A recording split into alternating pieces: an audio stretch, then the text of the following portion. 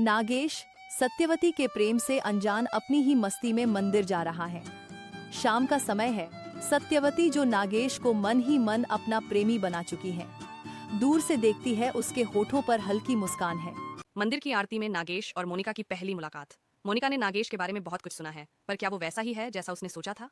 दोनों की नजरों में एक अजीब सी कशिश है, जैसे कोई पुरानी कहानी फिर से शुरू हो रही हो। क्या ये सिर्फ एक इत्तेफाक है या कुछ और? जानने के लिए देखिए। जैसे ही शाम ढलती है, नेताजी महाराज मंदिर आध्यात्मिक ऊर्जा से स्पंदित होता है। इसका जीवंत वातावरण ढोलक ढोल, गूंजती घंटियों और शंखों की गहरी आवाजों की लयबद्ध ध्वनियों से भरा होता है। मंदिर की शांत शांति में नागेश गहरी प्रार्थना में खड़ा है। उसका भोला सा मुख कोमल चमक से घिरा हुआ है। चूड़ियों की आवाज और लहराते बालों की मोहक सी खुशबू मोनिका के आगमन की घोषणा करती है।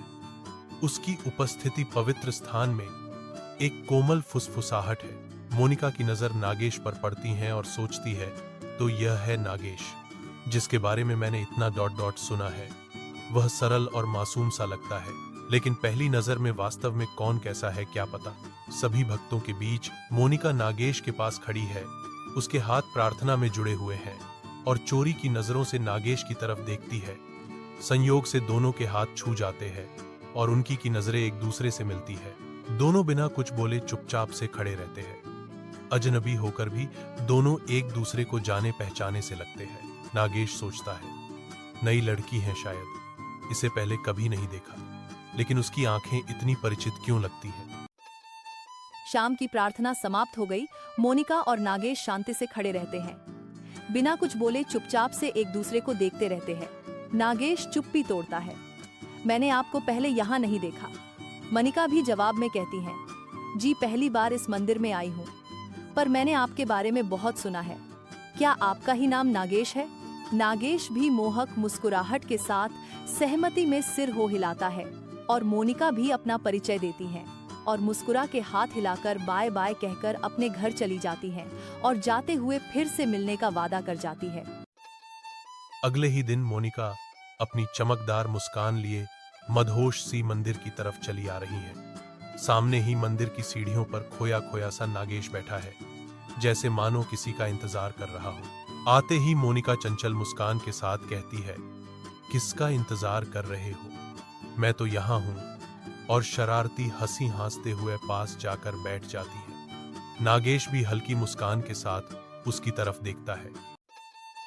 मोनिका आगे बढ़ती है। उसकी आवाज में एक चंचलता है, छेड़ते हुए बोलती है, तुम इतनी गहराई से किसके बारे में सोच रहे हो? मुझे ही याद कर रहे थे ना?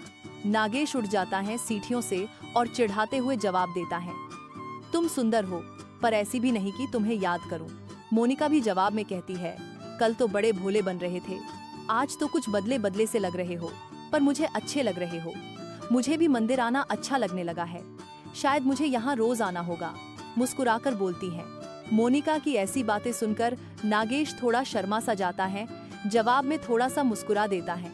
कुछ देर मोनिका मंदिर में घूमने के बाद नागेश के पास आती हैं और बताती है कि मेरा मोबाइल कहीं गिर गया है, शायद अपना मोबाइल देना, उस पर कॉल करती हूँ, शायद यही कही हो।